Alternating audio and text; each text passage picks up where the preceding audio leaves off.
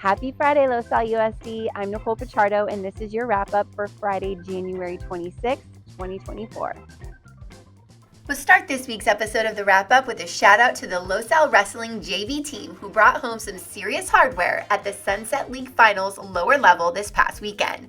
We had 28 wrestlers in freshman JV and girls wrestling winning awards in their respective weight classes. Stay tuned as Varsity Sunset League Finals will take place next Saturday, February 3rd. In more high school news, LAHS hosted one of our favorite events this week, unveiling its revamped new name and format, Los Al's Next Top Griffin.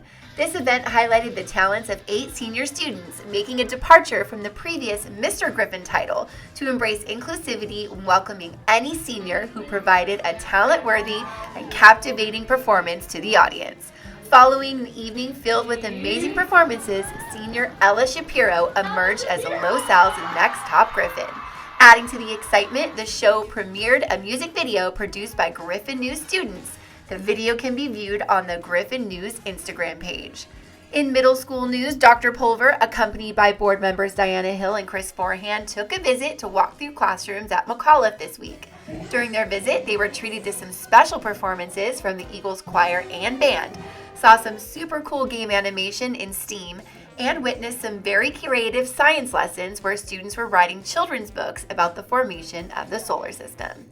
In elementary news, our McGaugh Sea Lions hosted their jog-a-thon this Friday. This annual event serves both as a fun-filled activity and fundraiser for our Sea Lions. Participants laced up their running shoes to jog laps around the school and were treated to some special cheers and signs from their classmates. And last but certainly not least, this week we celebrated the 100th day of school. Kindergartners at both Lee and Rossmoor received a very special visit from Zero the Hero, who's also known to many as our very own school board member, Mr. Chris Papa Forehand. Zero surprised students with 100 Day of School stickers and bracelets and even presented teachers with a special medal for surviving 100 days of kindergarten. Special 100-day celebrations also took place at McGaugh, Hopkinson, and LAE.